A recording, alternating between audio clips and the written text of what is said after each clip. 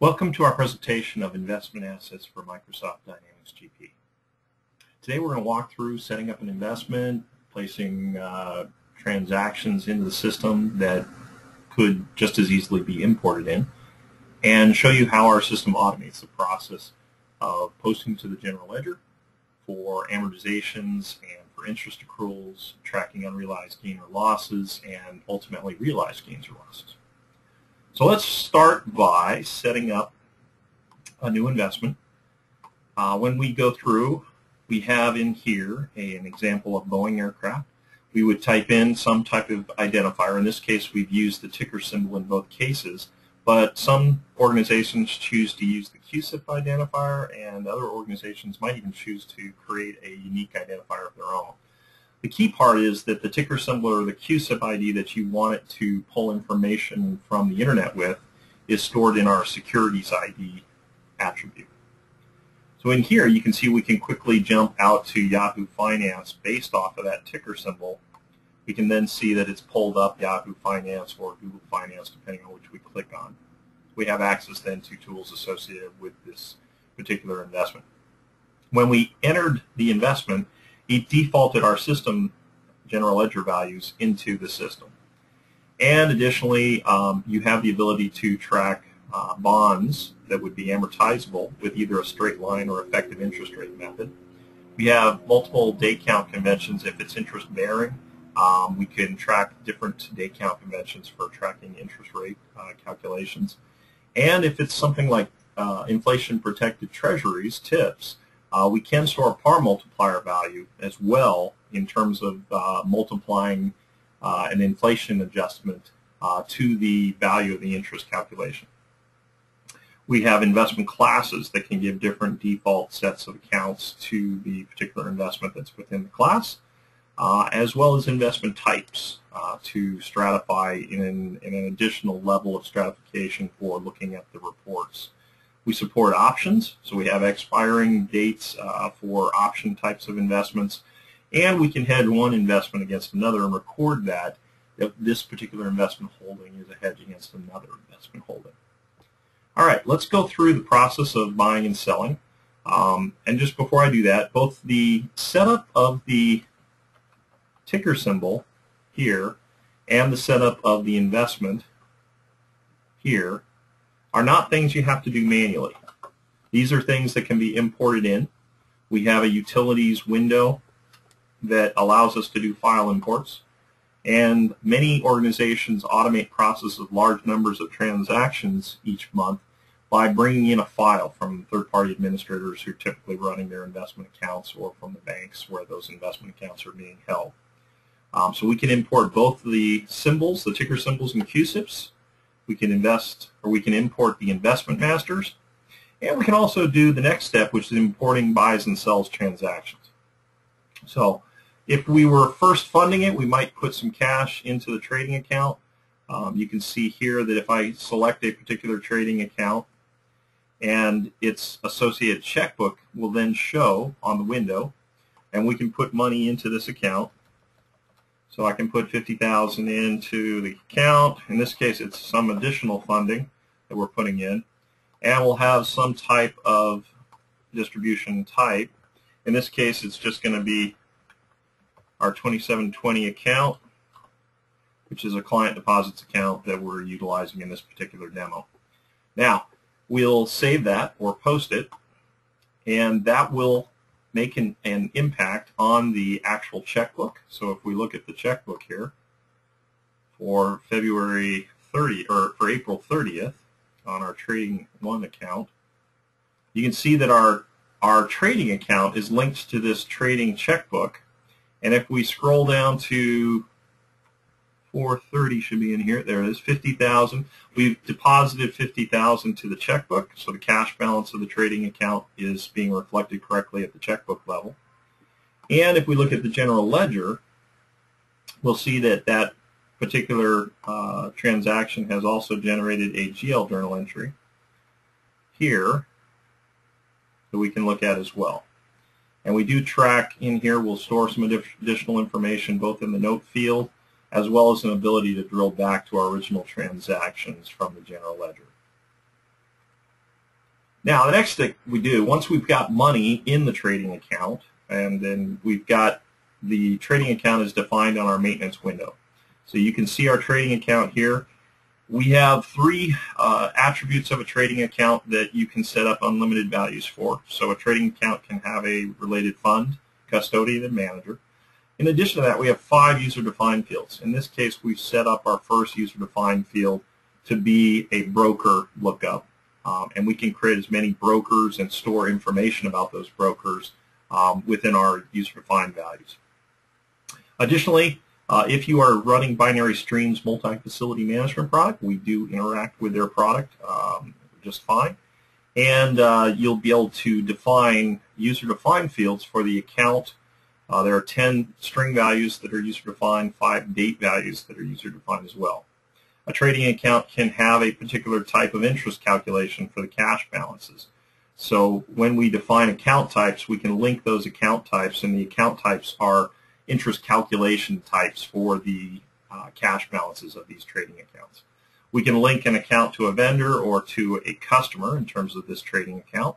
And if we have some accounts that are pass-through accounts where we're not actually holding the assets on our books, we're placing the orders and doing reporting for holdings for a client perhaps, we do have the ability to generate pass-through transactions and have a mix of some trading accounts might be our assets on our books, and some accounts might be actual pass-through trading accounts where we're doing reporting for clients and not actually holding the assets.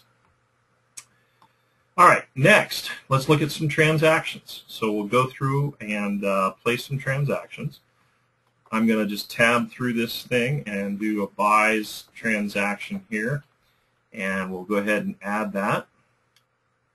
And it's going to be a transaction batch instead of a valuation batch. We'll explain what a valuation batch here is in a second. I'm going to come through and select a particular investment, let's say Microsoft, and select trading account 1. And we're going to come in here and we're going to say we're buying Microsoft, and I don't happen to know what a good price is on Microsoft right now is, but I'll just say 25. Oops, quantity. Let's say 100,000 shares of Microsoft at $25 and target sale price of 30. We may even have a commission amount, so let's put in a commission, $300. And you'll notice over here we've got user-defined fields that we could potentially be storing extra information about the buy or sell transaction. But we're not using that right now, so we'll just skip past that. Next, we're going to post that batch. There could be lots and lots of transactions in this batch. It could be imported. So you could have an edit list here where you come through and you look at your edit list and you scroll down and say, okay, yep, all that looks good. Balance number looks good. I'm going to go ahead and post this. When we post that, it goes into our open investments. So you'll see in here now we have a dated 4/30 Microsoft holding. If we had a large number of holdings and we're sorting through that, we might want to look at just Microsoft here. As soon as we tab off the investment ID, we can look at this, or we can discriminate too on the basis of the trading account, so we can restrict it down even further. But if we look at the 4/30 date here, we can see that we have this holding here. The next thing I wanted to point out is that, again, it interacts with the checkbook register. So if we look at checkbook register for 4/30, we're going to see that there is a transaction that was a payment. And right there we have our payment transaction here, the 2,500, 300. And next, if we look at the general ledger associated with that, we'll see a journal entry. If we go to the last journal entry created, in which we have both the asset itself and the commission expense, as well as the impact on the cash account. And again, we can drill back to the originating transaction, so we can see the originating transaction there. And if we look at our investments here now, we'll see that we purchased this at 25, but it has never been adjusted for market value. And the first thing we want to do is we want to update our investments with current market values. So we're going to look now at a batch called we'll just create a batch called values. And this is going to be a valuation batch. Now this valuation batch is a little different than a transaction batch. What a valuation batch is going to hold these downloads off of the internet. So we're going to come into our auto valuations and we're going to say put them into this batch ID. And we'll click process, assuming we have an internet connection. If there are any exceptions, certain investments that don't have ticker symbols, things of that nature, they'll be on that report. But for right now, that doesn't really matter. Now we're going to look at what was downloaded. So if we go in here, we can select the Microsoft one, and we can see that the valuation price, the current market value, is $27,283. So what we're going to do now is we're going to update this by posting that batch. Now we could just as easily have entered a manual one. In fact, I will here. I'll do a manual one into that same batch here. So for like mortgage-backed securities, we might not have a ticker symbol for a mortgage-backed security, but we might know from some other source that it's 1.0020 and on that particular date. And we don't really care about this other information, potentially maybe the interest rate we might want to update at the same time. But we're going to save that into that same batch. And then when we post that batch, what that's going to do is it's going to update the current price on the investment master for all the investments that are in there. So we'll post that. And while that's posting, I also want to point out on our imports that this is also something you could import in. So if you have a third-party source that has bond information for current market values for bonds or for mortgage-backed securities, you can import that from Excel, saved as a CSV file, of course, and meeting our import column layouts that we provide. So when you import that into a batch, you could then post that batch. And if we look at Microsoft here now, you'll see that the 27.283 now is on the current price of the investment master. And so for reporting purposes, we might do this every day. We might be downloading market values every day. We're not adjusting the general ledger yet. We've separated those two processes so that you can update every day the current price for reporting on the sub-ledger level. But from the general ledger level, what we're going to do is make our valuation adjustments at this point with a cutoff date of April 30th. And it will go through all of our holdings and generate the required valuation adjustments to either comply with mark-to-market or lower of cost or market according to the setup of your particular company's settings. Now, we'll click Process. It's going to create the GL adjustments. It's also going to make the adjustment on the holding in the subledger as well. So if I find that particular transaction here now, you can see a difference now between cost basis and last adjusted value. Additionally, you'll see the general ledger journal entry. So if we go and look at that, we will see that the general ledger journal entry has been created and is going against the contra account, and the unrealized gain is being recognized here in this unrealized gain or loss account. Again, we have the ability to drill back, see information about the original transaction, where it originated from. So, good. Now we've got a system for automating not only getting investments into the system, but automating the buys and sells, automating the valuation process for writing unrealized gain or loss journal entries. We might also want to do things like amortization of discount or premium. If we put in a bond here, let's say we realized, and I've already done amortization and interest for the month of April, but let's say we shift to the month of May. We'll click OK and we'll say it's month of May. And we're going to do amortization for the month of May and interest accruals for the month of May. So let's first do the amortization. So we'll say, okay, through 5/31, I want to generate amortization of discount and premiums. And then I'll come in here and take a look at those journal entries. So we'll look at the last one. There's a couple of different transactions in there, but we should see a few here. So you can see we've got amortization here of discount premium and contra there. And we're also going to look at the, when we go to here, this amortization and discount premium is reflecting that particular entry. And if we look at the interest accruals and do our interest accruals through that date, we'll also see that we've got interest accrual journal entries here. If I can remember where to go. There we go. And here we'll see journal entry. And then we've got our receivable for our interest receivable and our revenue account for our interest there as well. Now, if we go back and look at our open holdings here, we'll see on our bonds that we've got interest purchased and interest accrued while held. We've also got interest received, where we've actually received interest. Now, we can go through this and we can say, okay, I'm receiving interest from this particular bond, so I'm having a related cash transaction coming in now, where I can say, okay, I'm bringing in $100 of interest, and it is coming out of accrued interest, so I want it to change the 1230 account balance for the interest receivable. We've got a different set of user-defined fields on the cash transactions versus the buy and sell transactions of investment holdings. But we can just go ahead and post that. And at that point, you'll see that we have generated a journal entry and to the checkbook as well.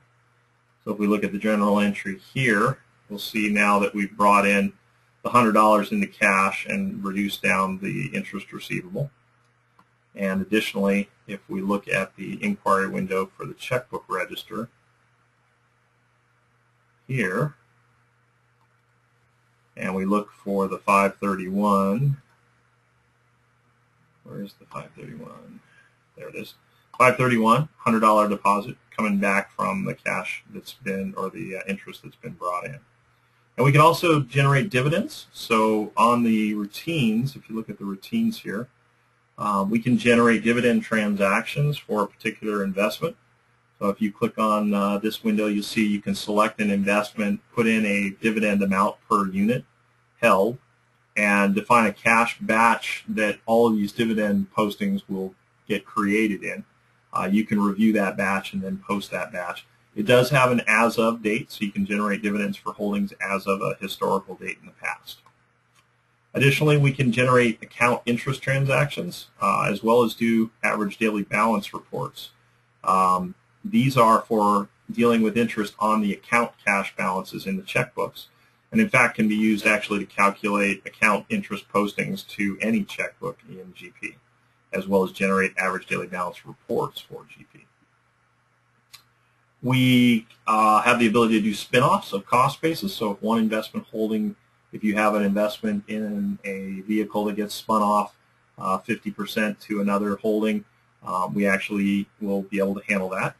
And if you deal with options, we can have a routine that will clear expired option transactions as well. In the purchase, or in the utilities area, we also can publish investment master information and securities, ticker symbols and CUSIP IDs from one company database to all of your other company databases that are set up with investment assets. Now, this allows for one company database being authoritative in terms of the market values, so you don't have to download market values in each of your company databases. You can do it in one and then publish those out to the others, and then all you have to do is the valuation adjustments, amortization, and interest routines on those others.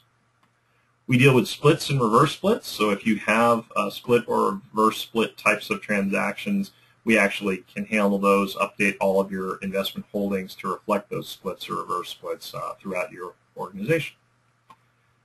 You can convert holdings from one account to another, so if you have all of your assets, investment assets are moved from one particular trading account to another, you can go ahead and en masse convert those account IDs over from one account to another. And you can also generate a new investment ID. So if the investment ID has changed for the same holding, which occasionally occurs, we can also do the same thing for investments and update all of your holdings to have a new investment ID. Our gains and losses table will track when you record gains and losses. It'll track it whether it's short-term or long-term gains or losses, and you can reduce or restrict the view of that to particular investment and trading account combinations. We also have the ability to look at history. So our transactions, once something is completely allocated, it will go to the history table. You can void a sell transaction if you choose to do so. You can also drill down on that particular transaction. In this case, it's a partial transaction, so that the sell transaction is fully applied. The buy transaction that it was applied to is still partially applied and is still in the open table. Similarly, you can look at cash transactions as well and restrict those for a particular trading account. From the Open Investments Inquiry window, we can do a number of different things. We can select a particular item, drill back to the transaction details from here. We can, if it has a transaction level interest rate, we can edit that interest rate at the transaction level. We can void a selected transaction. We can record a return of capital type of transaction or a private equity fee transaction associated with this particular holding. We do have the ability to adjust cost basis, transfer from one account to another, or convert from one investment ID to another, and select from a selected transaction. So if I select that transaction and say I'm going to sell from that selected transaction, I can come in here and you can see that the actual cost basis is shown here. If I sell without defining a specific lot to sell from, then it will use in our setup whatever our automatic allocation of cost basis definition is. So in our company setup, you'll see that we do have the ability to allocate either on average cost, LIFO, or FIFO. Most people will use FIFO, but sometimes occasionally you see average cost or LIFO. Now, we do also allow you to use mark-to-market, which is unrealized gains, or lower of cost to market, which would only be unrealized losses. We do have the ability to define whether transactions that include commissions actually post that commissions to a commissions expense, or whether it's simply recorded as a reporting item that doesn't affect GL. We can enforce wash sale transaction rules, and we can also allow short sale transactions. Matrix posting accounts gives us granularity for being able to define GL accounts at the combination of a trading account and the investment. And we also allow you to deal with decimal places in terms of prices all the way out to 10 decimal places if need be. Now you get to see however many you choose to interact with on these windows here, but you also then define the user-defined labels for transactions and accounts, trading accounts, on this window as well. This allows you to configure investment assets to meet the needs of your organization, no matter what your organization is. Our default posting accounts, you'll see this is what's defaulting in on the investment masters, and a number of these other pieces here, user-defined fields for investments. When we set up the investments, we have the ability to set up user-defined fields and whether those fields are required or not. So if we go back and look at our investment maintenance window here, not only do we have the ability to store all of this information about an investment, but we can also store all of the user-defined field information about the investment as well. Similarly, on our account owners and our owners maintenance windows, that are used to track when owners have percentages of ownership of the trading accounts. Each owner might have a part ownership of an account and therefore a part ownership of each of the assets within the trading account. So what we do is we set up an owner ID, and it has user-defined fields that can then be associated with the trading account. And the association with the trading account allows us to track the cost basis, the basis that the owner has within the trading account, and the percentage of ownership that will get updated every time an owner puts money in or takes money out of a trading account. Additionally, that information is recorded with a ownership transaction. So we'll see when an owner is putting money in, this is how we put that money in. These types of transactions are also importable, as are all of the transactions actually. You have the regular buys and sell transactions. You have the cash transactions for the trading accounts, return of capital transactions, ownership transactions. Those market values can get imported in, and the matrix posting accounts, which are the combination of investment and trading account sets of general ledger accounts, can also be imported as well. All of this helps to automate your systems. Thank you for your time and consideration. If you have any questions, feel free to give us a call. It's 253-426-3737. And our email address for our sales team is sales@icansoftware.com. That's ICAN software.com. We look forward to hearing from you. We'll leave the lights on. And give us a call and let us show you how we can save you time and money.